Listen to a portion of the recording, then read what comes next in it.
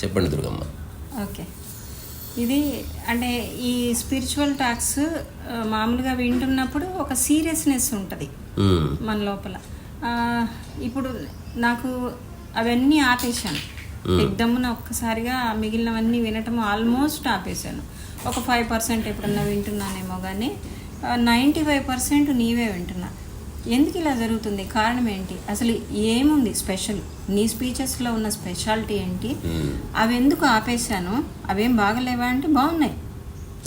దేని సబ్జెక్ట్ దానికి ఉంది, నీ సబ్జెక్ట్ నీకుంది, దాని సబ్జెక్ట్ దానికి ఉంది. కానీ ఎందుకు నచ్చుతుంది అని అంటే, ఇక్కడ ఏంటంటే సింప్లిసిటీ. అంటే మామూలుగా ఒక ప్రవచనం ఇచ్చేటప్పుడు ఒక సీరియస్నెస్ లేకపోతే ఒక గంభీరత ఉంటుందన్నమాట. అది చెప్పే వాళ్ళలో ఎంత ఉంటుందో వినే వాళ్ళకి కూడా అదే ఉంటుంది. ఇస్తారు ఆ గంభీరతని, అంటగడతారు, వచ్చేస్తుంది మనకి, వచ్చేస్తుంది. అది వింటున్నప్పుడు సీరియస్గా చెప్పే విషయం వింటున్నప్పుడు మనం కూడా సీరియస్గానే వింటాం కదా.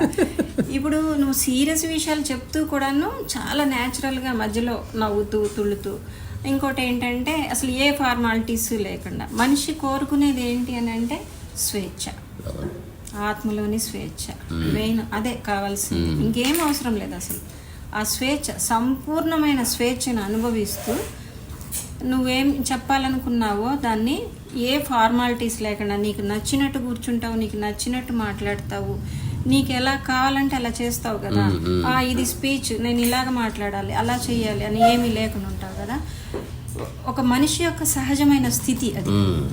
మామూలుగా ఒక ఫ్రెండ్తోనో అన్నదమ్ములతోనో మాట్లాడుకునేటప్పుడు ఎలా మాట్లాడుకుంటాం, అది చాలా మనకి రిలాక్సింగ్గా అనిపిస్తుంది అనమాట. నాకు ఎందుకు అంటే ఆ గంభీరతలో నుంచి ఈ రిలాక్సేషన్లోకి ఇష్టపడుతుంది అనమాట మనసు. ఏంటి ఆ ఇష్టపడే విషయం ఏంటి అని అంటే, ఒకటి అంటే జోవియల్గా ఉండటం ఒకటి, ఇంకోటి ఏ ఫార్మాలిటీస్ లేకుండా సహజమైన స్థితిలో చెప్పటం ఒకటి, ఇంకొకటి అన్నిటికంటే ముఖ్యమైన విషయం ఏంటంటే ఎందుకు నచ్చుతుంది అంటే నువ్వు ఆచరించిన దాన్ని మాత్రమే నువ్వు చెప్తున్నావు. ఇది ఏమవుతుందంటే ఇంతమంది జనాలు ఎందుకు అట్రాక్ట్ అవుతున్నారు ఈ బైకి, మగవాళ్ళు ఆడవాళ్ళు అందరూ ఎందుకు అట్రాక్ట్ అవుతున్నారు అనేది గమనిస్తే ఏమర్థమైందంటే జనాలందరికీ ఒక అంటే గడప దాటి జాబ్ ప్లేస్లోకి వెళ్ళినా సీరియస్నెస్, ఫార్మాలిటీ కదా. ఆ న్యాచురాలిటీ అనేది పోయింది. నవ్వులు అయితే అసలే పోయినాయి. ఆర్టిఫిషియల్ నవ్వులు తప్పించి మనస్ఫూర్తిగా నవ్వే నవ్వు అనేది మర్చిపోయినాం మనం, ఆల్మోస్ట్ మర్చిపోయినాం అనమాట.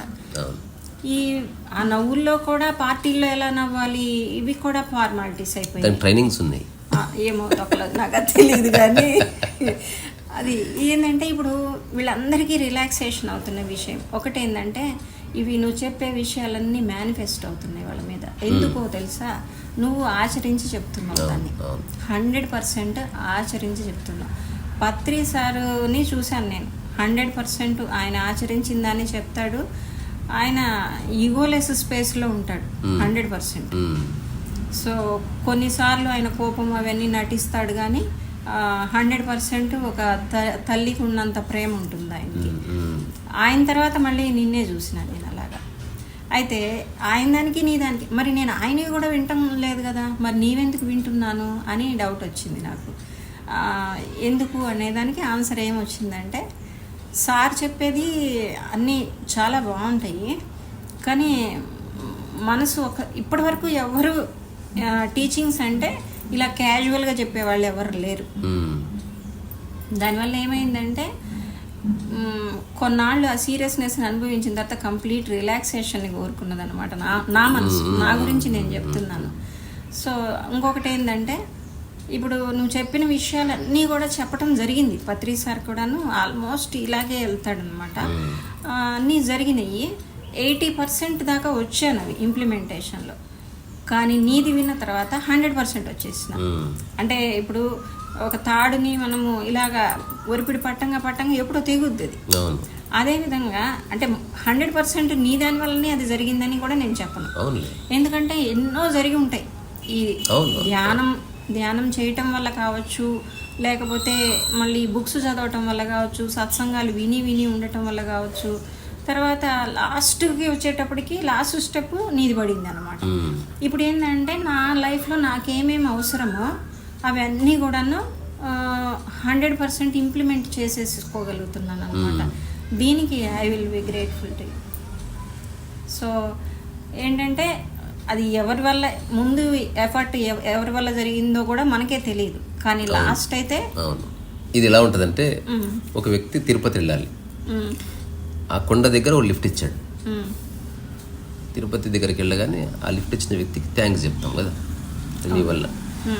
కానీ సరిగ్గా చూస్తే కొన్ని వేల మంది రకరకాలుగా పోషిస్తూ పెంచుతూ వచ్చిన తర్వాత అక్కడికి ఆ లిఫ్ట్ ఉన్న ప్లేస్ తీసుకొచ్చారు వాళ్ళు. సో నువ్వు థ్యాంక్స్ చెప్పింది ఓన్లీ ఇక్కడే వీడికి కాదు, అంటే కంప్లీట్ నీ లైఫ్ మొత్తానికి థ్యాంక్స్ చెప్పవలసింది. కాకపోతే ఈ చివరి మజిలీలో మనకు కలిసిన వాడు మనకి క్లియర్గా కనిపిస్తాడు అట్లా. సో అట్లా మేబీ కొన్నిసార్లు నేను అవ్వచ్చు, కొన్నిసార్లు ఎవరన్నా అవ్వచ్చు, అంతే.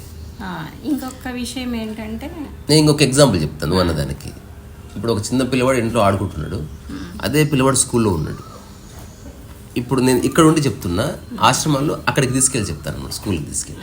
అందుకే గంభీరత వస్తుంది. ఎక్కడ రూల్ ఉందో, ఎక్కడ ఇతను గురువు ఇతను శిష్యుడు అన్న థాట్ ఉందో ఖచ్చితంగా గంభీరత వస్తుంది. ఇప్పుడు నిన్ను ఏది కావాలంటే అది అడగచ్చు, ఏది కావాలంటే అది అడగచ్చు, ఎలా కావాలంటే అలా మాట్లాడచ్చు, ఎలా కావాలంటే అలా ఉండొచ్చు నీ దగ్గర, నీ ప్రెజెన్స్లో. అది రిలాక్సేషన్ ఇస్తుంది అందరికీ. అవును. సో అందరూ అందువల్ల అట్రాక్ట్ అవుతున్నారు. ఇంకొక విషయం ఏంటంటే ఇప్పటి వరకు నేను విన్న స్పిరిచువల్ టాక్స్ అన్నీ కూడాను ఆధ్యాత్మికత, ఆత్మ, లోకాలు, జన్మలు, కర్మ సిద్ధాంతం. నువ్వు కూడా చెప్తున్నావు కర్మ సిద్ధాంతం, చెప్పలేదని కాదు. కొన్ని ఏంటంటే సరసే ఊపర్ చలాగా ఉంటాయి కదా, అదేమిటో తెలియదు చాలా మందికి అర్థమవుతాయి. కానీ ఇక్కడేమో మన ప్రాక్టికల్ లైఫ్లోనేమో చాలా మనకి ప్రాబ్లమ్స్ ఉన్నాయి. ఇప్పుడు నీ ఫోకస్ అంతా మోస్ట్లీ 90% దేని మీద ఉన్నదంటే టాక్స్లో నేను గమనించింది. నేనైతే అన్నీ వినలేదు కానీ కొన్ని విన్నాను. ఫస్ట్ ఈ ఫిజికల్ లైఫ్ని హ్యాపీగా లీడ్ చేయటం ఎలా అనే దాని మీదనే ఫోకస్ ఉంది. మెయిన్లీ అన్ని రకాల ప్రాబ్లమ్స్ తీసుకొని ఆల్మోస్ట్ అన్నీ కవర్ చేస్తున్నావు. కానీ ప్రాబ్లమ్స్కి ఎండ్ లేదు కాబట్టి అన్నీ కవర్ చేస్తున్నావు అని చెప్పలేను. కానీ నీ ఎఫర్ట్ అయితే 100% అన్నిటినీ కవర్ చేస్తున్నావు. ఇప్పుడు ఏంటంటే మెయిన్ అందరికి కావాల్సింది ఇదే కదా. ఇది అయిపోయినాక ఇంకా కావాలంటే వేరే ఎక్స్ట్రాడినరీ నాలెడ్జ్ ఏదన్నా ఉంటే దాని గురించి ఆలోచిస్తాను. ఇది అయిపోయిన తర్వాత మిగిలింది అది ఆటోమేటిక్గా తెలిసిపోతుంది. ఎప్పుడైతే ఈ మనసు ప్రశాంతం అయిపోతుందో ఆటోమేటిక్గా ఆ విషయాలు నాలెడ్జ్ డౌన్లోడ్ అయిపోద్ది మనకి. లావోత్సో మాట అంటాడు, ఆరోగ్యం నువ్వు క్రియేట్ చేయలేవు, అనారోగ్యాన్ని తీసేయడం నీ పని. అంతే. అనారోగ్యం పోయిన మరుక్షణం ఆరోగ్యం ఉందని తెలుస్తుంది. అనారోగ్యం ఉన్నప్పుడు ఆరోగ్యం ఉంది, కానీ అది కనిపించకుండా ఇది చీకటి ఇంట్లోకి నువ్వు దీపాన్ని తెస్తున్నావు కానీ చీకటిని బయటికి పంపలేదు. సో ఇప్పుడు ఏదైతే ఆధ్యాత్మికత యొక్క ఫలాలు ఉన్నాయో అవి ప్రయత్నం వల్ల రావు, ఇంపాసిబుల్ టు. ఇది నాకు స్వంతగా ఏమో అర్థమైన విషయం కూడా ఏంటంటే ఈ స్పిరిచువాలిటీ గురించి స్టార్టింగ్లో ఏదో నేర్చుకోవాలి, ఇంకా నేనేదేదో తెలుసుకోవాలి, అందరూ అన్నీ తెలిసేసుకుంటున్నారు, నేను తెలుసుకోవాలి, చాలా విషయాలు ఉన్నాయి, అమ్మో ఏదో తెలుసుకుంటేనే ఇది ఆధ్యాత్మికతలో ఈ ముక్తి మోక్షం గురించి కాదు కానీ ఇంకా చాలు. నాకు ప్రశాంతంగా ఆలోచించిన తర్వాత అర్థమైన విషయం ఏంటంటే అసలు తెలుసుకోవటానికి ఏమీ లేవు. అన్నీ తెలుసున్న ఆత్మే మన లోపల ఉన్నది. మన లోపల ఉన్న ఆత్మ సర్వశక్తివంతమైనది, ఆ భగవంతుడి యొక్క పార్ట్ అండ్ పార్సల్ అని చెప్తున్నాం కదా. సో దీనికి తెలియదంటూ ఏమీ లేదు. ఈ క్రియేషన్ అంతా కూడా మనందరి సామూహిక చైతన్యమే కదా, 100%. సో మనం ఎక్స్ట్రాగా వేసుకున్న చెత్త ఏదైతే ఉందో మనము అది పక్కకి తొలగిస్తే అయిపోయింది. తెలుసుకోవాలి అన్నప్పుడు నాకు బర్డన్ ఉంది మైండ్లో. ఎప్పుడైతే నేను తెలుసుకోవాల్సింది ఏమీ లేదు, నేను అనవసరంగా వేసుకున్న అనవసరమైన నమ్మకాలు లేకపోతే ఈ ఒపీనియన్స్ ఏమున్నా కానీ ఏమేమి చెత్త వేసుకున్నాను నేను సమాజం వల్ల కానీ నా సొంతగా కానీ ఏమేమి వేసుకున్నానో దాన్ని తొలగించుకుంటే అయిపోయింది. ఉన్నదాన్ని చెత్తను తొలగించుకోవాలి అని అంటే చాలా సింపుల్గా అనిపిస్తుంది, మైండ్ చాలా రిలాక్స్డ్గా ఉందన్నమాట. ఇంకా తెలుసుకోవాల్సింది ఏం లేదు. ఒక్కొక్కటి అప్పుడు మొదలుపెట్టాను సెల్ఫ్ అనలైజేషన్. నా లోపల ఉన్న తప్పులేంటి, నేనేమేమి రెక్టిఫై అవ్వాలి, ఒక్కొక్కటి ఇంప్లిమెంట్ చేయడం మొదలుపెట్టాను. ఫస్ట్ ఇంట్లోనే మొదలుపెట్టాను. 100% మా వారి లైఫ్లో నేను ఇంటర్ఫీరెన్స్ ఉండకూడదు. స్టార్టింగ్లో ఉండేదన్నమాట. అదే ఉంటుంది. ఇంటర్ఫీరెన్స్ అంటే మరీ ఎక్కువ కాదు, టైంకి వచ్చి తింటే బాగుండు, అది కొంచెము అది కష్టపడ్డ తర్వాత ఒక 10 నిమిషాలు రెస్ట్ తీసుకుంటే, యాక్సిడెంట్ అయిన కేసు కదా కొంచెం రెస్ట్ తీసుకుంటే బాగుండు ఆయన అని అనిపించేది. కానీ ఆయన వర్కోహాలిడ్, నేను అంతే. ఆల్మోస్ట్ ఆ షాప్లో ఇప్పుడు మేము ఏమి ₹1 తీసుకోము, 3.5 years నుంచి చేస్తున్నాము. కంప్లీట్గా అది ఎర్న్ చేసి ట్రస్ట్ వాళ్ళకి ఇచ్చేస్తాం అన్నమాట. అది సేవ అనే మాటే ఉపయోగించకూడదు, అసలు సేవ కాదు. మాకు ఆయన రిటైర్ అయ్యారు, నాకు బాధ్యతలు అయిపోయినాయి, మాకు నచ్చిన పని ఏదో దొరికింది చేస్తున్నాం అంతే. దాన్ని సేవ తొక్క అనే దానికి ఏం అవసరం లేదు. మాకు నచ్చింది చేస్తున్నాం. ఎంతోమంది వస్తున్నారు, వాళ్ళకి మనకు తెలిసిన విషయాలు చెప్తున్నాము, నువ్వు చెప్పినట్టే మనకు తెలిసిన విషయాలు చెప్తున్నాం. కానీ రీసెంట్గా నా ప్రాబ్లం కాదు, అది కూడా ఏంటో నేనే సార్ట్అవుట్ చేస్తాను. ఏమైందంటే ఒక 1 month నుంచి అసలు ఏ విషయం మీద ఇంట్రెస్ట్ ఉండటం లేదు. ఇది నిన్న చెప్పావుగా, అంత ఇంట్రెస్ట్ వీకింది. ఆ బోర్డం కూడా కాదు అసలు. ఏది అంటే ఏమి చేయకుండా కూర్చుంటున్నానా అంటే అలా కాదు, అన్నీ చేస్తున్నా.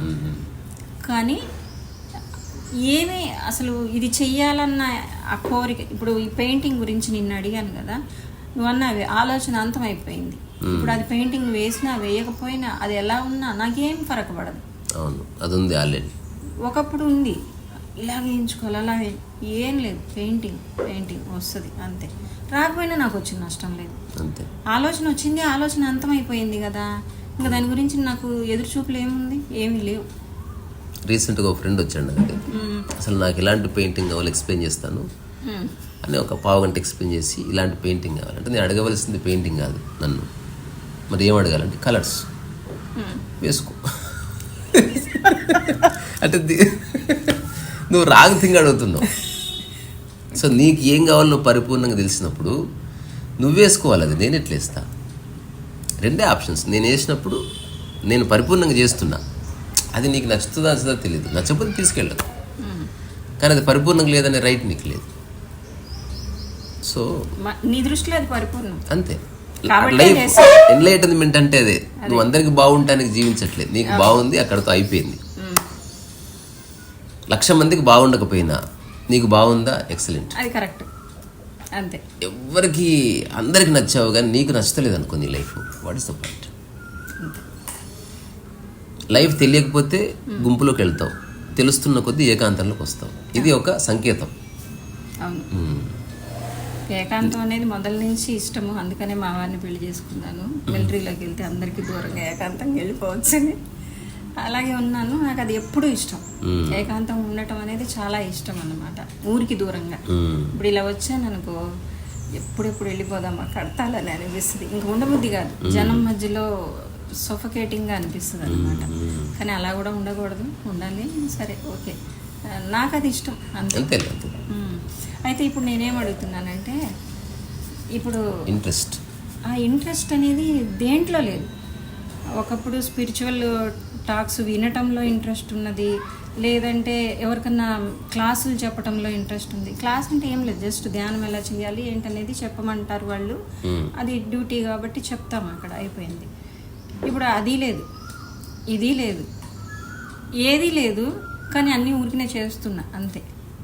ఇప్పుడు సరే, ఇప్పుడు ఇంట్రెస్ట్, నేను ఒక ప్రశ్న అడుగుతా. టూర్స్కి వెళ్ళాలి, అది ఇది అన్నీ ఉన్నాయి, వెళ్ళాలి అనుకున్నాం కాబట్టి వెళ్తాం, లేకపోతే లేదు, అది లేదు, అన్నీ. నేను అడిగే ప్రశ్న ఏంటంటే, దేని పట్ల ఇంట్రెస్ట్ లేకపోవడం మంచి స్థితి అనుకుంటున్నావా, మంచి స్థితి కాదనుకుంటున్నావు, ఎట్లా తెలుస్తుంది? అది మంచి స్థితే, ఎందుకంటే కోరికల వెనకాల కోరిక ఉంది అని అంటేనే సఫరింగ్ ఉంటుంది. ఇప్పుడు అట్లని ఇప్పుడు నాకు ఇంట్రెస్ట్ లేదని నేను నా డ్యూటీస్ మానేయటం లేదుగా, అన్నీ చేస్తున్నానుగా. అన్నీ చేస్తూ ఏ ఇంట్రెస్ట్ లేకుండా, ఇంట్రెస్ట్ అంటే స్పెషల్గా ఇది కావాలి, ఇది ఒక లక్ష్యము, ఇదే ఉండాలి ఒకటి. అలా ఉన్నప్పుడు ఏమవుతుందంటే కొంచెం పూర్తిగా లైఫ్ మీద విరక్తి వచ్చేసేసింది అనుకో, సూసైడ్ టెండెన్సీ కూడా రావచ్చు. సో అందుకని ఏదో ఇప్పుడు నువ్వు అన్నట్టు ఇది బాగా నచ్చింది, చిన్న లక్ష్యం ఏదన్నా పెట్టుకోవాలి. నీలాగానే పెయింటింగ్, పాటలు అంటే ఇష్టం కానీ నేను అంత గొప్పగా పాడను కాబట్టి ఏదో అసలు గంట పాడుకుంటా, అది పోల్చుకోకూడదు. నాకు నచ్చినట్టు నేను పాడుకుంటా, అయిపోయింది. అలా ఏదో ఒకటి పెట్టుకుంటాను. డ్యాన్స్ అంటే ఇష్టము, అట్లా ఏదైనా ఉంటే చిన్న చిన్నవి పెట్టుకుంటా. చేయగలిగితే చేస్తా, లేకపోతే లేదు. కానీ అసలుకంటూ పెట్టుకుంటా. అసలు లైఫ్కి పెద్ద పర్పస్ ఉంటుంది, అది చెయ్యాలి అని ఒకప్పుడు అనిపించింది. అసలు ఏం పర్పస్ లేదు. వాడికే పైనోడికే ఏమీ తోచక ఈ క్రియేషన్ చేశాడు. ఇక దాని గురించి నాకు ఒక లక్ష్యం ఏంటి, బోల్డ్ అని రెక్టిఫికేషన్స్ చేసుకుంటున్నాడు ఆడే. ఒక్కొక్కటి మార్చుకుంటూ వస్తున్నది. ఎందుకంటే ఒకప్పుడు అది మంచి అని అంటున్నాం, తర్వాత ఒక యుగం గడిచిన తర్వాత అది తప్పు, ఇది కరెక్ట్ అంటున్నాం. బట్టలు లేకుండా తిరిగారు ఆది మానవుడు, ఇప్పుడు బట్టలేదు, ఇది అది వేసుకోకపోతే తప్పు అని ఇప్పుడు అంటున్నాం.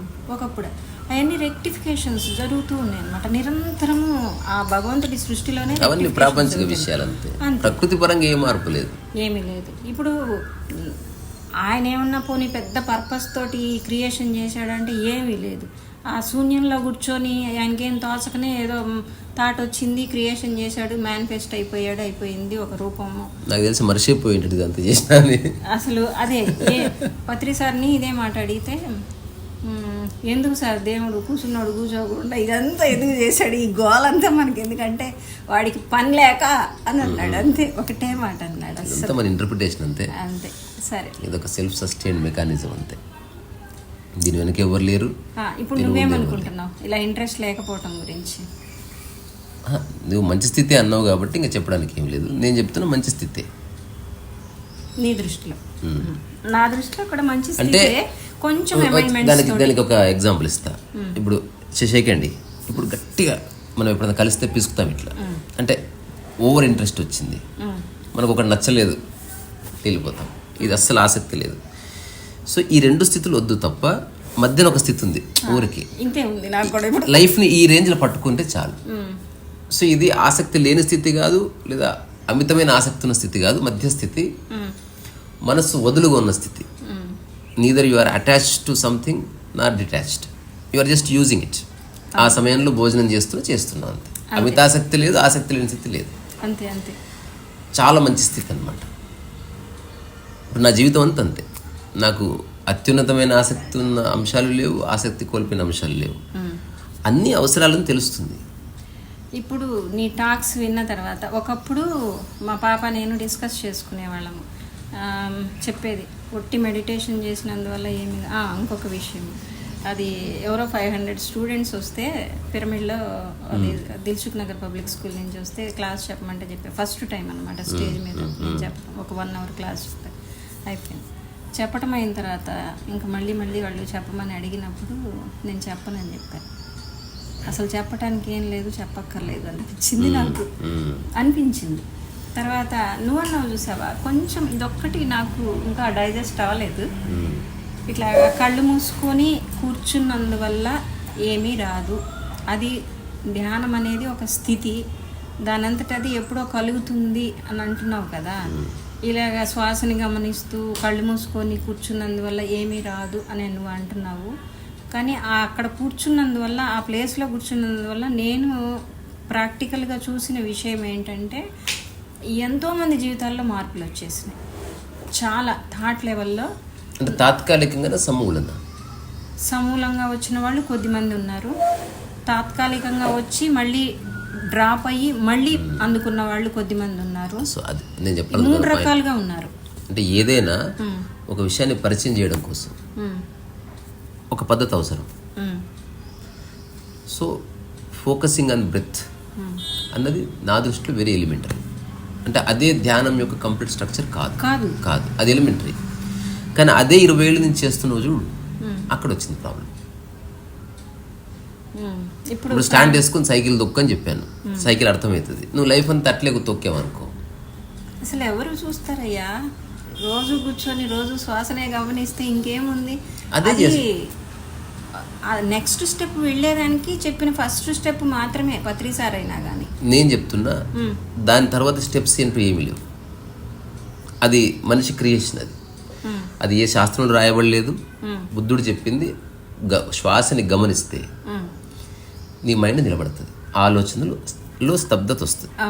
దట్స్ ఆల్, అక్కడితో అయిపోయింది. ఇప్పుడు నువ్వు తెలుసుకోవాల్సిన ఆలోచనలు నిలబడితే బాగుంది కదా, ఆలోచనలు డిస్టర్బ్ చేయకపోతే బాగుంది కదా. అది తెలుసుకోవడానికి అది నీకు పద్ధతి. ఇప్పుడు అది తెలిసింది, దాన్ని వదిలేయవలసింది. ఏం చేస్తే నీ రోజంతా ఆలోచన నిలబడతాయో అంటే నువ్వు దానికోసం ప్రత్యేకంగా కూర్చొని చేసేది కాదు ఇంకా. అవును. అంటే నువ్వు నడిచినా పరిగెత్తినా శృంగారం చేస్తున్నా ఆలోచన నిలబడాలంటే ఏం చేయాలని అన్వేషణలో పడాలి. సో ఒకటి పరిచయం చేయడానికి నీకు ఇచ్చే ఒక స్పూన్ ఫీడింగ్ అది. అదే మొత్తం ధ్యానం యొక్క స్ట్రక్చర్ కాదన్నది నా అబ్జర్వేషన్. రెండవది, అవునని కూడా ఎవరు ఇప్పుడు రాని వాళ్ళకి తెలియని వాడికి నువ్వు బలవంతంగా కూర్చోబెడతావు. కాసేపు కూర్చుంటే కొద్ది రోజులు కూర్చుంటే వాళ్ళు వాళ్ళ పద్ధతిలో వాళ్ళు వెళ్ళిపోతారు ముందుకి. ఇలాగే కూర్చోవాలని ఏమీ లేదు. చాలా మందితో ఇంటరాక్ట్ అయినప్పుడు నాకు చెప్పిన విషయం ఏంది అంటే నేను కూడా చూసిన కళ్ళతో, ఇప్పుడు 1 hour చేస్తాం అనుకో మెడిటేషన్, అసలు ఈ భాష తప్పు ఇది. First of all 1 hour meditation చేయడం అనేది ఇట్స్ అగెనిస్ట్ మెడిటేషన్. అంటే ఇంపోజిషన్ కాదు ధ్యానం అనేది. మరి మిగతా 23 hours ఏం జరుగుతుంది? అది ఇదే 100% మా పాపకి నాకు మధ్యన జరిగిన డిస్కషన్ ఏంటి అని అంటే, 1 hour మెడిటేషన్ చేస్తున్నారు, 3 hours చేస్తున్నామంటున్నారు, సీనియర్ మాస్టర్లు అంటున్నారు, ఈగో ఎక్కడ తగ్గటం తగ్గదు, అది ఇది ఇంకొక ఈగోగా మారుతుంది. ఇది స్పిరిచువల్ ఈగో, ఇంకా దరిద్రం అనమాట చాలా. అయితే ఇవన్నీ జరుగుతున్నాయి కదా, ఎందుకు ఇలా జరుగుతుంది నీకేమన్నా అర్థమైందా అని అడిగింది మా అమ్మాయి. అర్థమైందమ్మా, ఎందుకంటే సెల్ఫ్ అనలైజేషన్, అసలు ఏం జరుగుతుంది, జరుగుతున్న వాటిలో మన ప్రమేయం ఎంత, మన ఆలోచనల ప్రమేయం ఎంత, దీనికి సొల్యూషన్ ఏంది, ఈ ఆలోచన నాకే వచ్చింది కదా, దీన్ని రెక్టిఫై చేసుకునే శక్తి కూడా నాలోనే ఉంది కదా. ఇవన్నీ సెల్ఫ్ అనలైజేషన్ ముఖ్యం. నువ్వు బుక్స్ చదివినా, నువ్వు కాసేపు ప్రశాంత స్థితిలో కూర్చుంటే ఏమవుతుందంటే, పరుగు పందెం ఆపి నువ్వు కాసేపు ప్రశాంత స్థితిలో నువ్వు శ్వాసను గమనించకపో, నువ్వు కూర్చొని అసలు ఏం జరుగుతోంది నీ లైఫ్లో, బ్లిస్ఫుల్గా నువ్వు హ్యాపీగా లైఫ్ లీడ్ చేయాలి, అంతే కదా. అలా లీడ్ చేసేదానికి నువ్వు కూర్చొని ఒక ప్రశాంతంగా ఒక టైం స్పెండ్ చేస్తున్నావు, అంతే. ఇంతే. నిజం చెప్పాలంటే నేను ఇంతవరకు శ్వాస మీద ధ్యాస పెట్టలేదు. ఎవరైనా చూసుకొనియండి ఈ వీడియో, నాకేం పర్వాలేదు. పెట్టినా పెట్టకపోయినా స్టార్టింగ్ లో ట్రై చేసి కొత్తగా నేర్చుకున్నప్పుడు, కానీ అది లేకుండానే కానీ నాలో మార్పు వచ్చింది. ఒక దాన్ని అతిగా చెప్పడం వల్ల అదొక ప్రమాణం అవుతుంది, అందులో ఏ సందేహం లేదు. కానీ అది సత్యం కాకపోవచ్చు. ఇప్పుడు ఆలోచనలు గమనించడం ఒకటి, శ్వాసను గమనిస్తే ఆలోచన నిలిచిపోవడం, శ్వాస మీద నీ దృష్టి పోగానే మళ్ళీ ఆలోచనలు రేగుతాయి, మైండ్ యొక్క స్వభావం ఇది. జీవితకాలం నువ్వు శ్వాస మీద దృష్టి పెట్టడం, ఆలోచనలు స్తబ్దుకు రావడం, మళ్ళీ నువ్వు పనిలో పడగానే ఆలోచన, మళ్ళీ అమ్మో ఆలోచన చాలా వచ్చాయని మళ్ళీ, ఇది కాదు చేయవలసింది. ఇక ఆలోచనలు రేగని స్థితికి రావాలి కంప్లీట్గా, నువ్వు ఏ పనన్నా చెయ్యి. దానికి ముందు ఒక స్టెప్ చెప్తాను నేను, ఏమని అంటే, ఆలోచనలు రాకుండా ఎవరికి ఉండవు, వస్తాయి. నాకు రావు, చెప్తున్నా. కేసు ఎక్స్ట్రాడినరీ బాబు, నేను దానికి రీజన్ చెప్తున్నది, నేను అలా చెప్పడానికి కారణం ఉంది. ఇది ఎవరికైనా సాధ్యమే. అసలు నువ్వు ఉన్న స్థితి తమాషా కాదు, నువ్వు అనుకుంటున్నావు, కానీ ఈ స్థితి రావాలంటే చాలా కష్టం అన్నమాట. నువ్వు చెప్పినట్టుగా రావాలంటే అసలు ఒక రకంగా ఇంపాసిబుల్ అయితే అనను, ఐఆమ్ పాసిబుల్ అని చెప్తుంది ఇంపాసిబుల్ వర్డే. సో నేను ఆ మాట అనను, చాలా చాలా కష్టం. నువ్వు గత జన్మల్ని కూడా నమ్మవు కాబట్టి ఎన్నో జన్మల సంస్కారం అని కూడా నేను అనలేను ఇప్పుడు నీతోటి. అలాంటివి ఏమి లేవు అంటావనే నేను అన్ను. సరే, అది కాదు నేను అంటుంది. ఇప్పుడు ఆలోచనలు అనేవి వస్తాయి కదా, నేనేం చెప్తానంటే, ఆలోచనలు అనేవి ఖచ్చితంగా వస్తాయి మీకు, అది రాని స్థితి ఎప్పుడో తర్వాత వస్తుంది, కానీ స్టార్టింగ్లో అయితే వస్తాయి. ఆలోచనల్ని సాగ్రిగేట్ చేయండి, వస్తున్న ఆలోచనల్ని, ఇది నాకు అవసరమా అంటే, నేను ఇప్పుడు నాతో నేను గడిపేదానికి కూర్చున్నాను. సో మిగిలిన ఇది ఫిలాసఫీ చెప్పు, ఇది కాదు, ఇక్కడే వచ్చింది ప్రాబ్లం. 3 రకాల ఆలోచనలు ఉంటాయి. అంత అబద్ధం చెప్పు. అంటే ఇదే మిత్, అంటే ఈ మిత్ని మనం ప్రచారం చేస్తే దాంట్లో పడుతున్నారు. అసలు దానికి సంబంధమే లేదు, పాస్ట్ లేదు, ఫ్యూచర్ లేదు, ప్రజెంట్ లేదు, డజంట్ మ్యాటర్. నేను అంటున్నా, ఏమన్నా రాని, ఇప్పుడు నా మైండ్ని ఈ గదిలాగా చెప్తున్నా, ఈ గదిలోకి ఏదన్నా రాని, డోర్లు ఓపెన్ పెట్టేసిన, ఓకే. ఇప్పుడు బ్రీత్ మీద ఫోకస్ చేసినప్పుడు వీళ్ళందరూ వచ్చిన వాళ్ళందరూ కూర్చుంటున్నారు అక్కడ. బ్రీత్ మీద ఫోకస్ దిగని మళ్ళీ లేచి నడుస్తున్నారు. ఇది కూడా తప్పు కాదు, ఇది జరుగుతుంది. మైండ్ యొక్క టెండెన్సీ. కంప్లీట్ ఆలోచన నుంచి విముక్తి ఎప్పుడు జరుగుతుంది అనే దానికి ఒక ప్రాక్టికల్ అండ్ సైంటిఫిక్ అప్రోచ్ ఉంది. అది ఎవరు చెప్పట్లే, ఎందుకంటే అది చెప్పినావు అనుకో నిజమైన ప్రశ్నలు వస్తాయి. అప్పుడు ఇండివిజువల్ రెల్మ్లో నీ ఆలోచనలు వేరే, నా ఆలోచనలు వేరే, వాడి ఆలోచనలు వేరే. హౌ టు డీల్ అన్నప్పుడు ఒక డాక్టర్ పేషెంట్కి కన్సల్టేషన్ ఇచ్చినట్టు ఇవ్వవలసి వస్తుంది. ఇప్పుడున్న ఆశ్రమాల్లో అంత టైం గురువుల దగ్గర లేదు. సో ఒక రొట్టె కొట్టుడు విధానాన్ని అప్పచెప్పి టాటా బై బై కోర్స్ అయిపోయింది, ఇక మీరు ఆనందంగా ఉన్నారు, మీరు ఆత్మస్వరూపులు అని చెప్తే అయిపోతుంది. ఎవ్వడు కాదు, ఊరికి చెప్పగా నీ ఆత్మస్వరూపులారా అంటావు కానీ కాదు. నేను డాక్టర్ని అనుకుంటే అయిపోతావేంది? కావు, సూదిస్తే తెలుస్తుంది, నీకేమి రాదు. చెప్తున్నా, వేవేల ఆలోచన వల్ల నీకే ప్రాబ్లం లేదు, ఇది ఫస్ట్ గుర్తించు. అది నీకు సంబంధమే లేదు. ఈ కుప్ప వచ్చే ఆలోచనల్లో ఒక పర్టికులర్ థాట్ వచ్చి నీ హోల్ లైఫ్ని ఈ మూమెంట్ డిస్టర్బ్ చేస్తుంది. దాన్ని ఫిగర్ అవుట్ చేయి. ఇప్పుడు ఆలోచనకున్న పేర్లు ఒక 5-6 ఉన్నాయి. ఎవరైనా చెక్ చేసుకుంటే ఈ క్షణమే దొరికిపోతుంది.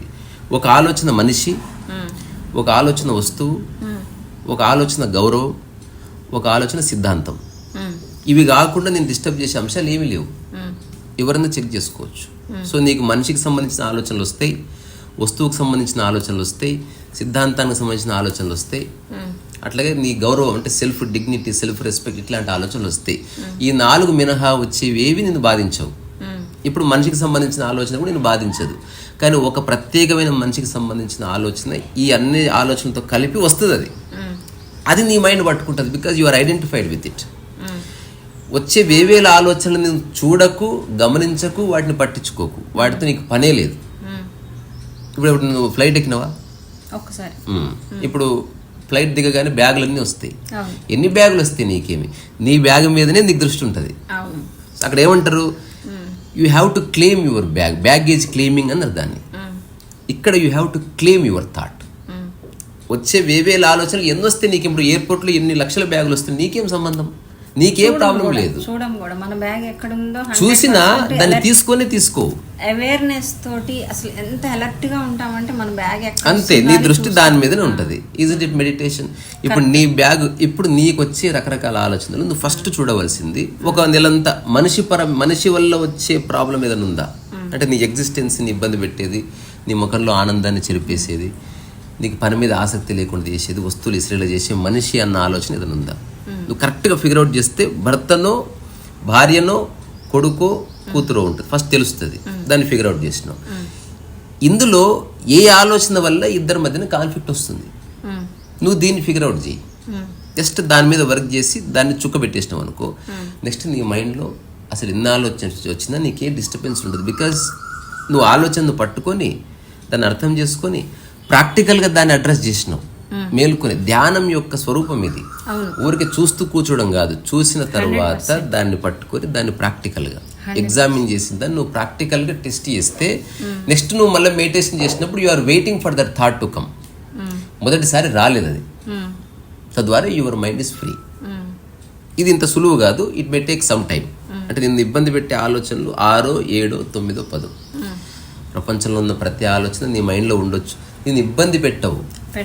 ఇబ్బంది పట్టిన ఆలోచనలతో మనకేం ప్రాబ్లం లేదు.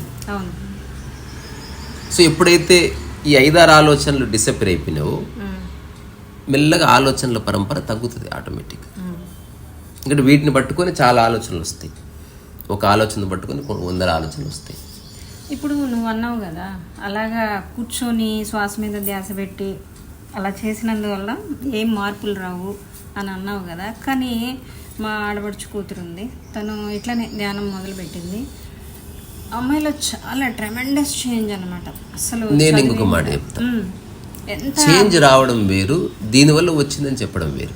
తన లైఫ్లో ఉన్న ప్రాబ్లమ్స్ అన్నీ ఎంత అద్భుతంగా సార్ట్అవుట్ చేసుకుంటుందంటే చాలా వండర్ఫుల్. దానికి దీనికి సంబంధం లేదని గుర్తించాలంటున్నా. ఇప్పుడు ఏ ధ్యానం చేయని ఎన్నో దేశాలు ఉన్నాయి, వాళ్ళకి ప్రాబ్లమ్స్ క్లియర్ అవుతాయి. అంటే ఇది యూనివర్సల్ మెడిసిన్ కాదు కదా. ఇప్పుడు టాబ్లెట్ వేసుకుంటే నాకు తలనొప్పి తగ్గింది, ట్రుత్ ఏంటంటే నువ్వు టాబ్లెట్ వేసుకోకపోయినా తగ్గుతుంది. ఇది చూస్తలేం మనం. సో ఒక అమ్మాయి ప్రాబ్లమ్స్ క్రియేట్ అవ్వడానికి కారణాలు అనేకం.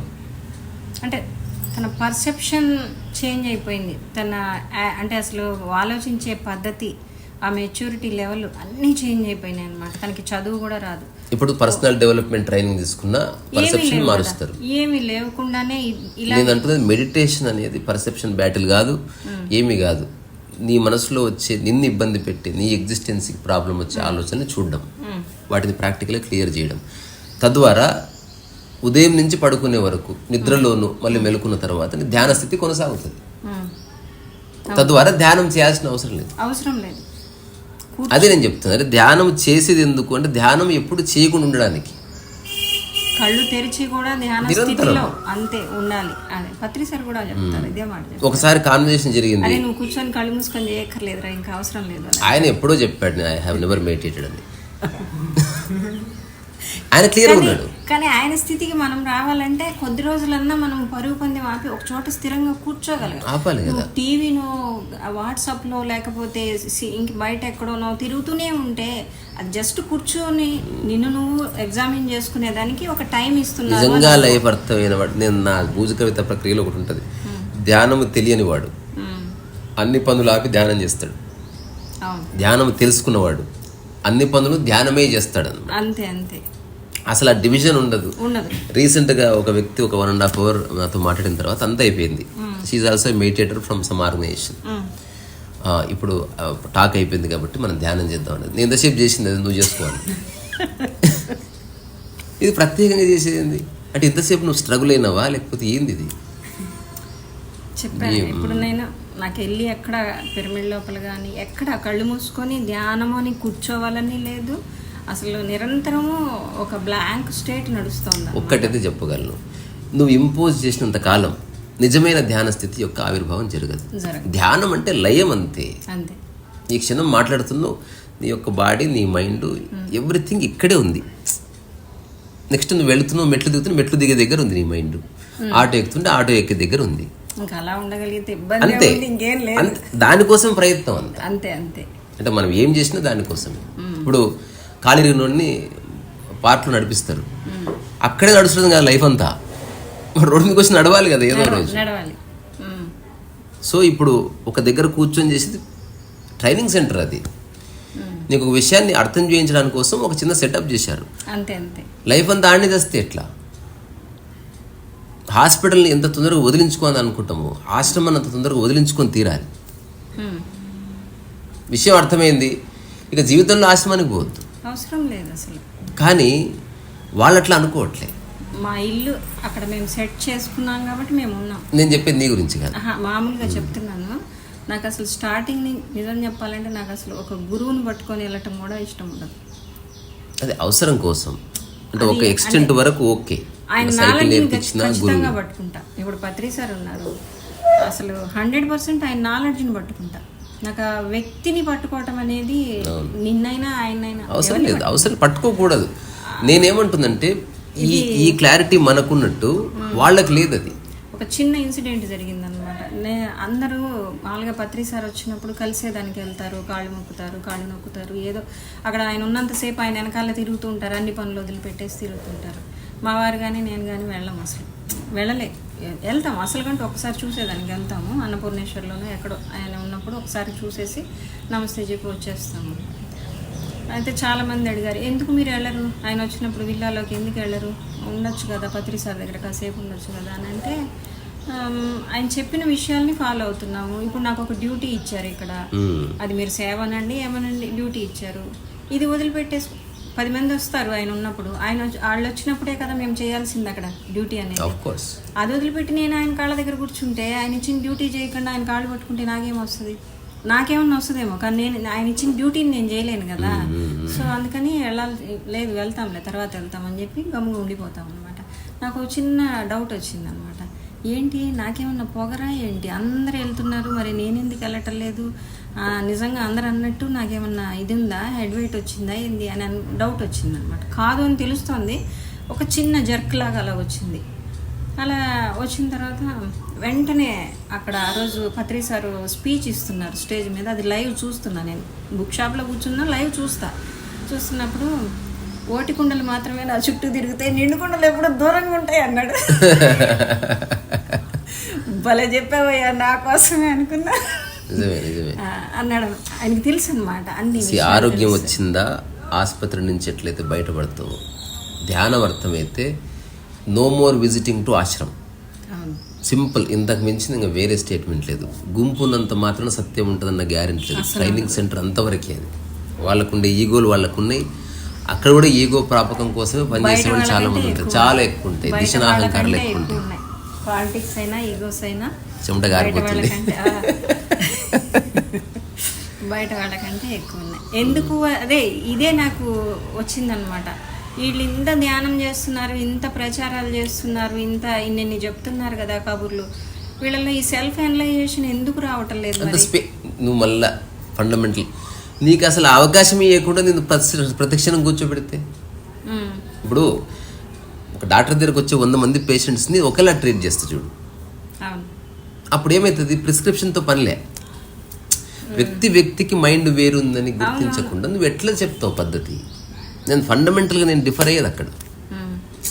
బేసిక్ వరకు ఓకే. ఇప్పుడు ఈ ప్రతి పేషెంట్ కూర్చోలేరుగా, ఒక్కొక్కరిని మనం పర్సనల్ గా కలవటం. అందుకే ఇన్ని సత్సంగులు పిలుస్తారు, తర్వాత రకరకాల ప్రోగ్రాంల పేరు. నిన్ను వదిలిపెట్టకూడదు ఎప్పుడు. నువ్వు వదిలితే అంత పెద్ద ఆశ్రమం ఖాళీ అయిపోదు. మరి దాని మెయింటెనెన్స్ ఎట్లా? మనుషులు లేకపోతే ఎవరి బయటికి వెళ్ళి అందరూ బాగుపడతాయి. నిరంతరము నిన్ను హోల్డ్ చేయాలి.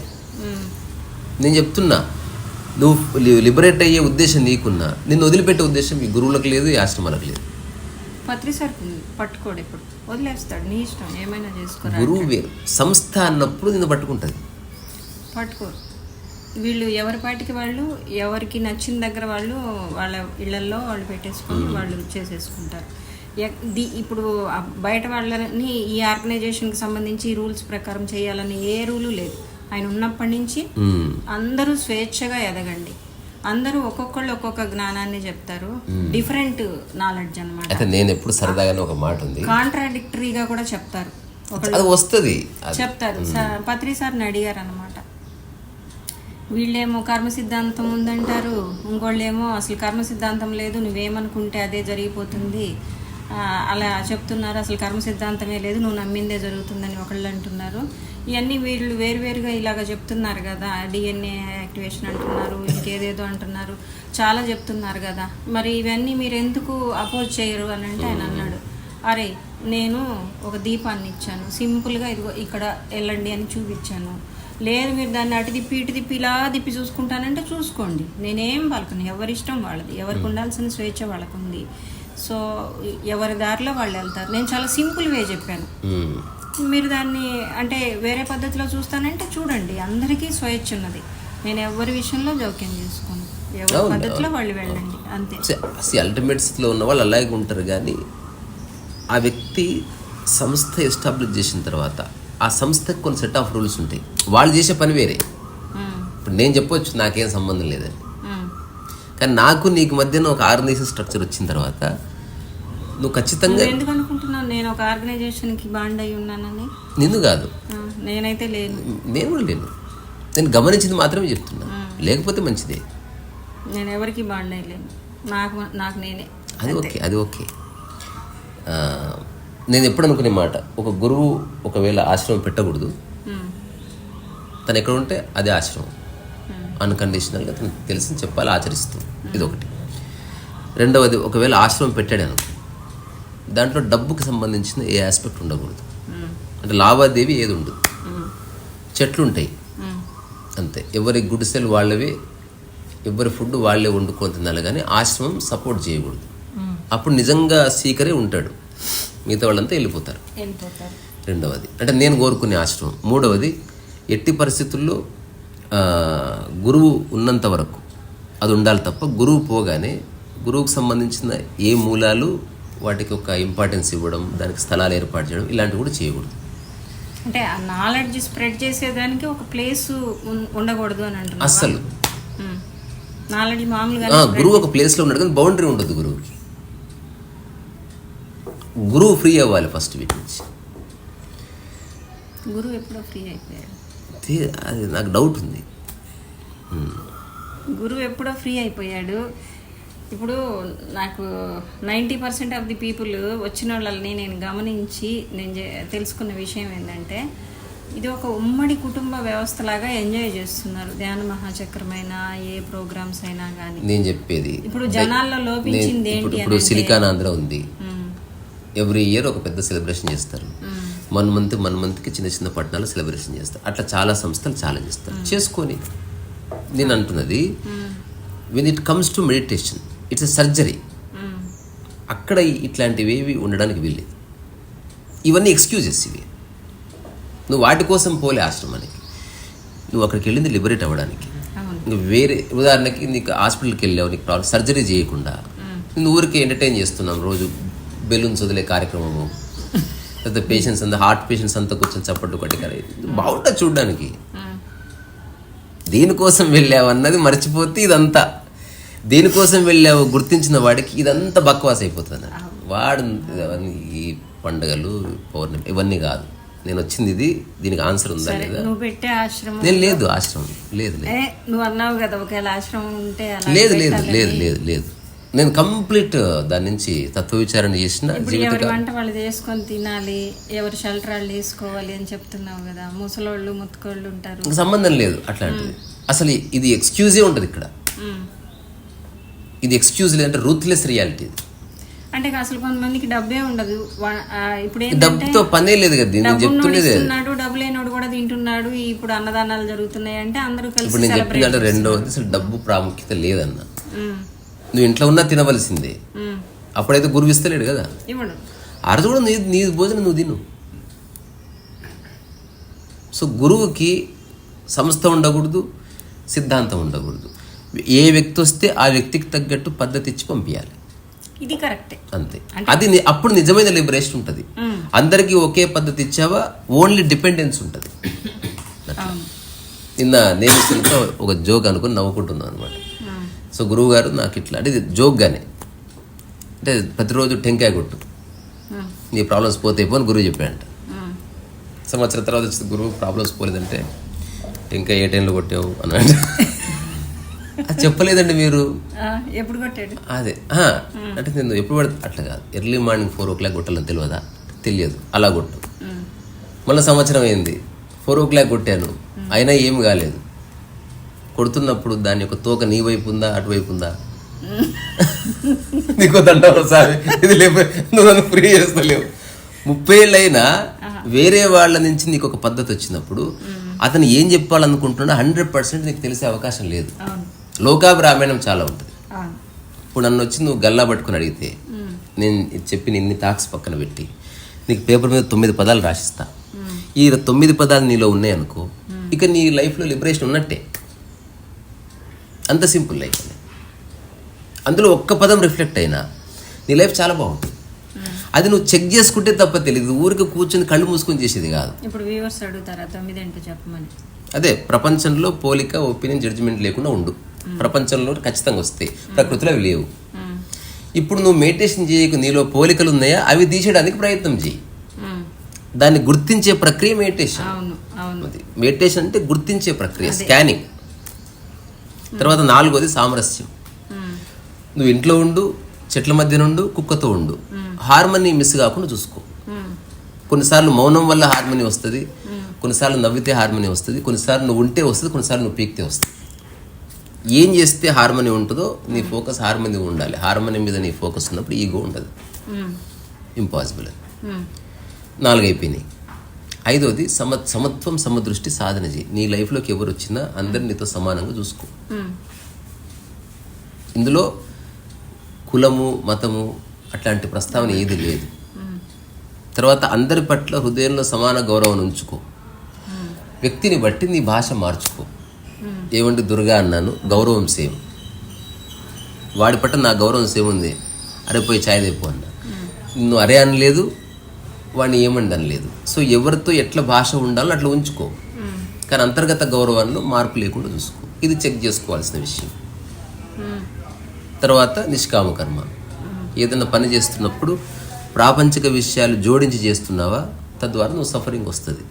ప్రాపంచిక విషయాలు తీసేసి చూడు. ఇప్పుడు నిష్కామ కర్మ గురించి చెప్పి చచ్చారు భగవద్గీతలో, దాని డెఫినేషన్ ఇవ్వలేదు. దాని డెఫినేషన్ ఎంత సింపుల్. ఇది కొన్నేళ్ళ అధ్యయనం వల్ల తెలిసింది నాకు. ఇది ఇప్పుడు ఎవడన్నా క్రాస్ చెక్ చేసుకోవచ్చు. ఇప్పుడు నేను చేసే ఈ టాక్ నిష్కామ కర్మలోదా కామకర్మలోదా ఎట్ట తెలుస్తుంది? ఈ క్షణమే తెలిసిపోతుంది. నువ్వు పేరు ప్రఖ్యాతుల కోసం, డబ్బు కోసం, ప్రాపంచిక విషయాల్ని నేను దీనికి ముడిపెట్టినప్పుడు నిష్కామకర్మ కాదు. ఇంత సింపుల్. ఇప్పుడు నేను ముడి పెట్టడం లేదు ఏ పనికి, అప్పుడప్పుడు ముడి పెడతా, తద్వారా ప్రాబ్లం లేదు. నిన్న స్టాండర్డ్ ప్రోగ్రామ్ చేసిన ఒక కంపెనీ కోసం చేసిన ఆ పావు గంట నేను ప్యూర్లీ కామకర్మనే చేసిన. అక్కడ నిష్కామకర్మ చెల్లదు. వాళ్ళు ఒకటి అనుకుంటున్నారు, నేను ఒకటి అనుకుంటున్నా, మధ్యలో ఏదో అగ్రిమెంట్ రావాలి, అవసరమైతే యుక్తిగా ఏదో పని చేసుకోవాలి, వచ్చేసేయాలి. మళ్ళీ ఆ పావు గంట తర్వాత నేను మళ్ళీ నిష్కామకర్మలో పడిపోవలసింది. సో నీ జీవితంలో 99% నిష్కామకర్మ ఉంటట్టు చూసుకోగలిగితే ఆనందం నీది. సో ఎలా నిష్కామకర్మ చేస్తున్నాం తెలుసుకోవడానికి అత్యంత దగ్గరి దారి ప్రాపంచిక విషయాలు జోడిస్తే నిష్కామకర్మ కాదు. నిష్కామకర్మ అంటే ప్రాపంచిక విషయాలు జోడించలే, డబ్బు జోడించలే, పేరు ప్రఖ్యాతులు జోడించలే, అప్రిసియేషన్ జోడించలే, గౌరవం జోడించలే, ఏం జోడించలే, దేనికోసమో చేయట్లేదు. ఆ క్లియర్ బైఫర్కేషన్ ప్రపంచాన్ని పక్కకు పెడితే వచ్చేస్తుంది. 6 అయిపోయినాయి, 7 సాక్షి. ఏ పని లేదు, అన్నిటి పట్ల సాక్షి ఉండు. అంటే వస్తువు కింద పడ్డా చూడు, పగిలిపోయినా చూడు, మనిషి మరణించినా చూడు, అవకాశం వస్తే. ఇది ఎప్పుడు ఉపయోగపడుతుంది? నిజంగా సాక్షి భావన నిజంగా రిఫ్లెక్ట్ అయ్యిందా లేదు ఉపయోగపడుతుంది. యవ్వనం కాదు.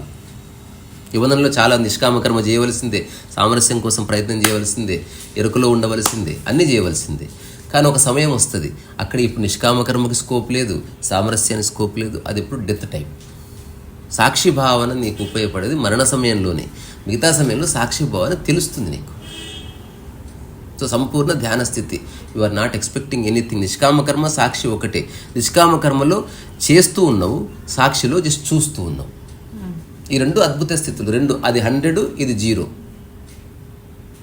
సో మరణ సమయంలో సాక్షి భావన ఉపయోగపడ్డంత ఇంక ఏది ఉపయోగం. ఎందుకంటే అక్కడ మరణ సమయంలో నీకు ప్రపంచంతో నీకు పని లేదు, ప్రాపంచిక విషయాలు తెలియదు, అందము లేదు, నోరు లేదు, కళ్ళు వీకినాయి, జుట్టు పోయినాయి. మిగిలింది ఒక్కటే, ఒక రగులుతున్న చైతన్యం సాక్షి ఉంటుంది అన్నట్టు. సో గ్లాస్ కింద పడ్డే చూసిన నీవు, ఒకడు మరణిస్తే చూసిన నీవు ఎలాంటి చెదరని మనస్సుతో నీ శరీరం మరణిస్తున్నా చూసి ఒక ప్రజ్ఞ ఉదయిస్తుంది. అట్లా జీవన్ముక్త స్థితి ఎస్టాబ్లిష్ అవుతుంది. ఇప్పుడు నేను మరణించే సమయంలో నేను సాక్షిగా ఉండగలిగితే ఇప్పుడు నేను చెప్పినంత కరెక్ట్. లేదా ఇదంతా ఫిలాసఫీ కొట్టిపడేయవలసింది, చెత్త అవసరం లేదు. 7 అయిపోయినాయి. 8 నిరంతర ఎరుక. ఎరుక ఎరుక ఎరుక ఎరుక అందరికీ డిఫైన్ చేసి సావాలి. దీని డెఫినేషన్ కోసం చాలా చస్తే నాకు ఫైనల్గా దాని మూలం ఇది అని తెలిసింది. ఎరుక ప్రతి ఒక్కరికి ఉంటుంది, కానీ సమాంతర ఎరుక అనేది వేరు. ఇప్పుడు ఎగ్జాంపుల్ ఈ లైట్ ఉంది, ఆ లైట్ వేసినప్పుడు ఈ రూమ్లో ఉన్న అన్ని వస్తువుల మీద, మనుషుల మీద, చివరికి ప్రైమ్ మినిస్టర్ ఉంటే అతని మీద, డైమండ్ ఉంటే దాని మీద ఒకేలా పడుతుంది. అట్లా నీ దృష్టి పడాలి. ఎరుక అంటే అది. గురువు అంటే లైట్, అందుకే కాంతితో పోల్చారు. సూర్యకాంతి ఎట్లయితే అందరి మీద ఒకలా పడుతుందో గురువు దృష్టి అందరి మీద ఒకలా పడుతుంది. ధనుకులను ఒకలాగా, బీదవాళ్ళని ఒకలాగా చూడడు, డిస్క్రిమినేషన్ ఉండదు. అందుకే గురువుని చూసినప్పుడు నాకు చాలా సంతోషం కలుగుతుంది. నేను ఒక మామూలు నిమ్న జాతి స్థిరైన అన్కండిషనల్. సో ఎరుక అంటేనే అన్కండిషనల్.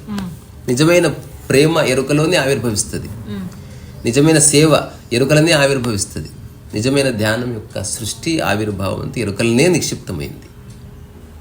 ఒక రోజులో ఈ 9 స్థితులు నువ్వు అనుభవించవలసిందే. ఇది నేను ఓన్లీ ఎరుకగుంటా అంటే కుదరదు. పని చేసినప్పుడు నిష్కామకర్మ రావాలి, మనుషులతో ఉంటే సామరస్యం రావాలి. నువ్వు ఒక్కడివే ఉన్నావు, పని చేస్తున్నావు, వేరే వాళ్ళతో పని లేదు, ఎరుక అవసరం. అసలు ఏ పని లేదు, సాక్షిగా ఉండు. ఎట్టి పరిస్థితుల్లో నువ్వు పోలికని, ఒపీనియన్, జడ్జిమెంట్ నీ లైఫ్లోకి రానియకు. ఈ చిన్న చిన్న విషయాలు ప్రాక్టికల్గా చేస్తే తప్ప తెలియదు. దీని గురించి గంటన్నర లెక్చర్ ఇవ్వచ్చు ఏం తెలియకుండా. తెలిసిన వాడు చెప్పే మాటలు వేరు. ఈ క్షణం నువ్వు అనుభవిస్తూ చెప్తుండడం వల్ల గొప్పగా ఉండకపోవచ్చు, కానీ ఉపయోగపడుతుంది. ఇప్పుడు నువ్వు గొప్ప గొప్ప సంస్కృత శ్లోకాలతో నీ మాటలు ఇన్ని వేల మంది మీద ఎందుకు మేనిఫెస్ట్ అవుతుంది అంటే ప్రతిదీ నువ్వు అనుభవపూర్వకంగా బుక్లో చదవటం కాదు. బహుశా కొన్ని ఇన్ఫర్మేషన్లు బుక్లో తీసుకొని ఉండొచ్చేమో నువ్వు కూడా, కానీ అవన్నీ కూడా అనుభవపూర్వకంగా నువ్వు ఎక్స్పెరిమెంట్ చేసి నువ్వు దాంట్లో సక్సెస్ అయిన తర్వాతనే దాన్ని చెప్తున్నావు. అది అలా ఏ మాట చెప్పిన రామకృష్ణ పరమహంస స్వీట్లు తినద్దని చెప్పమని ఒక బాబుని తీసుకొచ్చినప్పుడు వాళ్ళ అమ్మ 3 రోజుల తర్వాత రమ్మని పిలి, అంటే 7 రోజులు అని చెప్పారు. 3 రోజులో 7 రోజులో ఏదో వచ్చా. అంటే ఏంటంటే ఆయన అనుభవం, ఆయన ఇంప్లిమెంట్ చేసుకున్నాక చెప్తేనే అది మేనిఫెస్ట్ అవుతుందని ఆయనకి తెలుసు. అదేవిధంగా ఇప్పుడు నువ్వు చెప్తున్న ప్రతి మాట ఎందుకు ఇంతమందిని ప్రభావితం చేస్తుంది అని అంటే ఏ మాటలు చాలామంది చెప్పి ఉండొచ్చేమో, కానీ ఇది అనుభవపూర్వకంగా తెలుసుకున్న అనుభవ జ్ఞానమే అసలైన జ్ఞానము. సో అంతే. అంటే ఇప్పుడు వాక్కు పరంగా అనుభవం ఉంది, ఆలోచన అనుభవం ఉంది, తర్వాత ఆచరణాత్మకమైన అనుభవం. ఆచరణాత్మకమైన అనుభవం. సో ఈ మధ్య నేను చాలా అంటే ఎప్పటి నుంచో చెప్తున్నా, దాన్ని కొంచెం అందంగా ఇప్పుడు చెప్తున్నా. మన మెడ పైన ఉన్నదంతా ఫిలాసఫీ, మెడ కింద జ్ఞానం ఉందన్నట్టు. ఆలోచనలు వేవేలు ఉంటాయి, కానీ ఒక్క ఆలోచన శరీరం దింపుకోగలుగుతుంది, దాన్ని ఆచరించగలుగుతుంది. సో ఆ దిగే ఒక్క ఆలోచన నీ లైఫ్ని మార్చేస్తుంది అన్నట్టు. ఇప్పుడు ఒక్క ఆలోచన జీవితాన్ని నిజంగా కరెక్టే. ఎందుకంటే శరీరాన్ని వాడుకొని మనం చేసేదే నిజమైన సర్వీస్. కానీ ఏదైనా కూడా సంసారంలో శరీరం లేదా, రొమాన్స్లో శరీరం లేదా, భోజనంలో శరీరం లేదా, నిద్రలో శరీరం లేదా, దాని పార్టిసిపేషన్ అన్ని చోట్ల ఉంది. మరి ధ్యానంలో శరీరం పార్టిసిపేషన్ అంటే దాన్ని కూర్చోబెట్టడం కాదు, అన్ని పనులు చేస్తూ ధ్యాన స్థితి కొనసాగించడం. దానికోసం ఇది ఫౌండేషన్ అనుకో. అది ఓన్లీ అందుకే చెప్తున్నా, ఆశ్రమం నుంచి బయటపడితేనే నిజమైన ధ్యాన స్థితి ఎరుకలోకి వస్తుంది. రామకృష్ణ తాత చెప్పిండు, ఆశ్రమంలో చేసేది కాదు, నీ యొక్క మనస్సుని మార్కెట్ ప్లేస్లో చెక్ చేసుకో. చాలా అల్లర్లు, చెత్త, పక్కన బోరేస్తారు, అక్కడ నీవు ప్రశాంతంగా ఉన్నావా లేదా చూడు. ఇదే మాట అన్నాడు పత్రి సార్.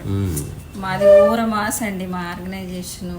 మేము అబిడ్స్లో మార్కెట్ సెంటర్లో ధ్యానం చేయిస్తాం. ఎందుకంటే అన్నిటి మధ్యలో ఉండే మేము ఆ స్థితిలోకి రాగలగటమే మా సాధన.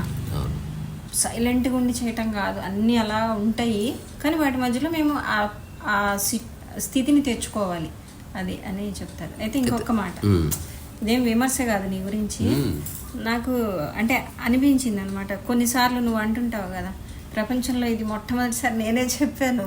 కరెక్ట్, దానికి ఆన్సర్ కూడా ఇచ్చాను. నాకు కాదు అర్థం కాల. అంటే ప్రపంచం అనేది చాలా మంది అట్లా అనగానే నాకు ఎంతో మంది మెసేజ్లు పెడతారు. నేను దానికి ఇచ్చే జవాబు ఏంటంటే, నేను మళ్ళీ అలాంటి విషయం వస్తే చెప్తాను. చెప్పడానికి ఈగోయిస్ట్గా చెప్పడానికి ఉన్న తేడా నాకు తెలుసు కాబట్టి విషయంగా చెప్తున్నా, అంతవరకు అర్థమైంది.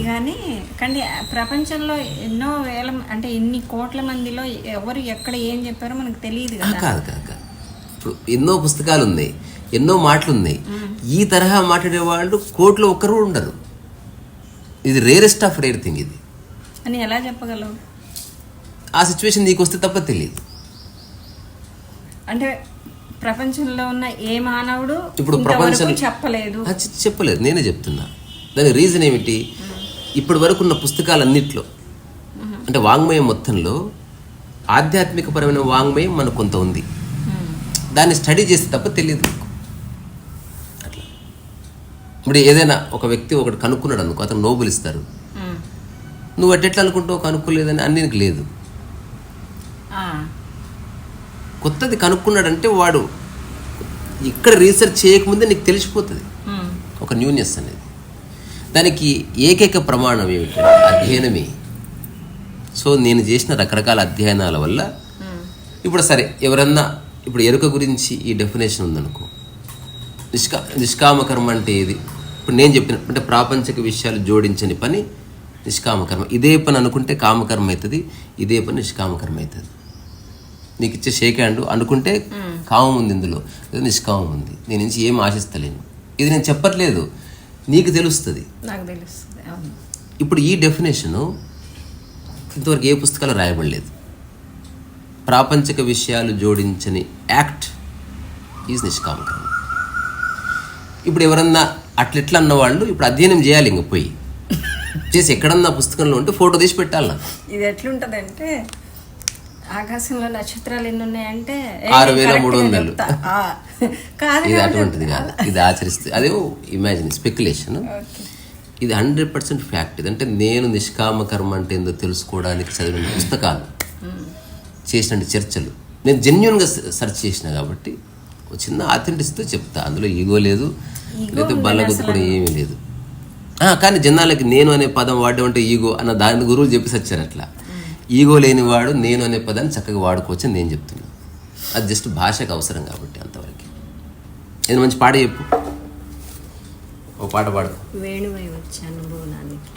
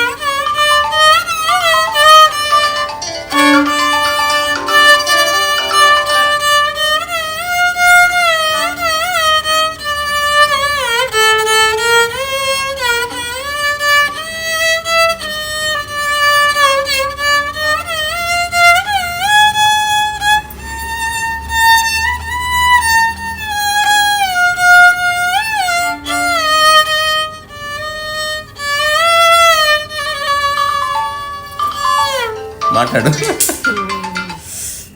సార్ మళ్ళీ మాట్లాడతాను. చాలా శుభపంతు వరాలి రాగం అది. అవును, నాకు చాలా ఇష్టం. మా వారు పాడేవారు. పాడద్ది ఆ పాట అంటాడు. నేను దీనికి సంబంధించిన చిన్న జోక్ చెప్పనా, నవ్వుకుందాం. ఒక అర్ధరాత్రి అంటే ఊర్లో 12 అయింది టైం. హఠాత్తుగా మేమందరం పడుకుంటే ఏడుపు వస్తుంది. అది ఏడుపు వస్తుంటే మా చిన్నాన్న, అరే ఎవరు ఏడుస్తున్నారా బయట, ఎవరు తెలిసిన ఏడుపులాగా ఉంది. తప్పదు షర్ట్ వేసుకుని అడ్డ పంచ కట్టుకుని వస్తే ఇంటి ఎదురుగా ఒక ఆయన ఏడుస్తున్నాడు, బ్రహ్మచారి అని. ఏం బ్రహ్మచారి ఎందుకు ఏడుస్తున్నావు?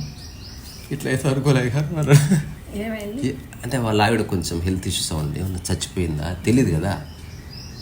అరే తీసుకురాబని అని చెప్తున్నాడు. అట్లా ఏమైంది బ్రహ్మచారి పక్కన కూర్చోంటే, సినిమాకు పోయినాయి గారు చాలా కష్టాలు వచ్చినాయి ఆమె కన్నాడు. మాతృదేవ బావ సినిమా చూసిండు. నీ అబ్బా నిద్రపోతుంటే ఏడిచినావు, నీ పిల్లలు నిజంగా చచ్చిపోయారు రాను నేను.